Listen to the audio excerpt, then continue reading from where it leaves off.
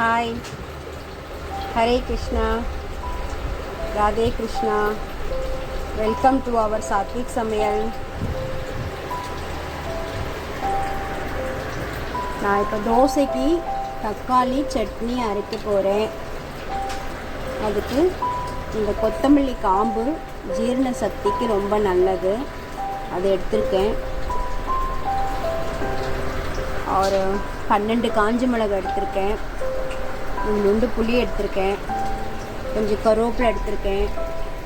இவ்வளோ இஞ்சி எடுத்திருக்கேன். இந்த 4 தக்காளி எடுத்திருக்கேன். இதெல்லாம் நல்லா வதக்கி ஒரு ஸ்பெஷல் தக்காளி சட்னி ஃபார் தோசா. மிக்ஸி ஜாரில் நான் இந்த இஞ்சி போட்டுக்கிறேன் முதல்ல. அப்புறம் இந்த புளியை போட்டுக்கிறேங்க. அப்புறம் இந்த தேங்காவையும் ஆட் பண்ணிக்கிறேன். தேங்காவை இந்த மாதிரி சின்ன சின்ன பீஸாக கட் பண்ணி போட்டாச்சு. இதெல்லாம் நம்ம தக்காளி வதக்கும் போது இதெல்லாம் போட்டு வதக்கணுன்னாக்கா அரைப்படுறது இல்லை சரியா. அதனால தான் இப்படி முதல்ல இதை அரைச்சிக்கிட்டு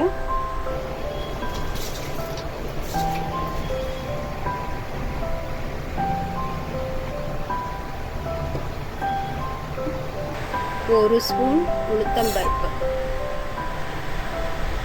இன்னும் 1/2 ஸ்பூன் கூட போடுறேன். ஏன்னா 4 தக்காளி எடுத்துருக்கோம், நாட்டு தக்காளி, அது புளிப்பாக இருக்கும். அதனால் இன்னும் ஒரு 1/2 ஸ்பூன் போடுறேன்.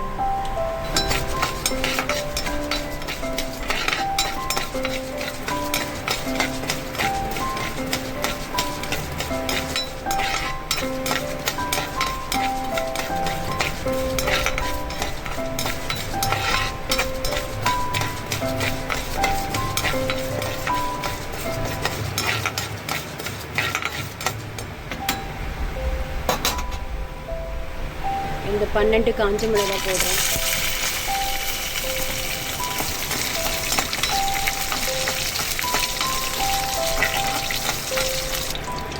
கருவேப்பிலை போடுறேன்.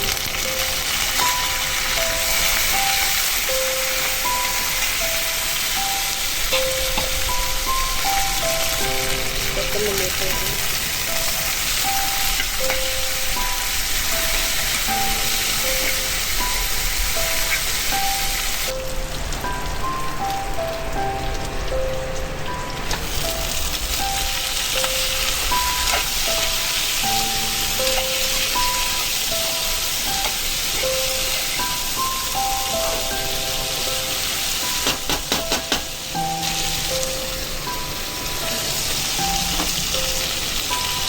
தேவையான அளவு உப்பு போடுறேன்.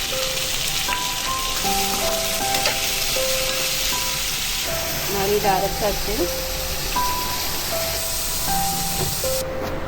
நம்ம வதக்கின கடாயிலே வச்சோன்னா சீக்கிரமாக ஆறாது. இந்த மாதிரி வேறு ஒரு பாத்திரத்தில் ட்ரான்ஸ்ஃபர் பண்ணால் தான் சீக்கிரமாக ஆறும். அப்போ தான் அரைக்க முடியும்.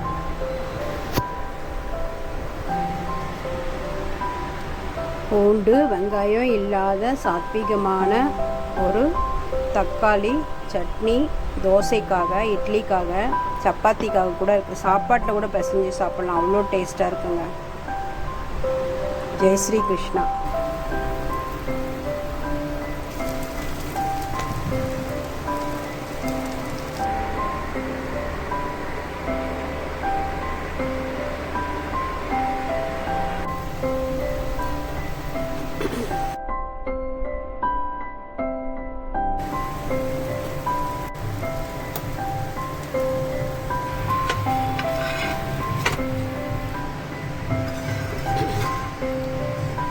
Crispy, crispy, crispy.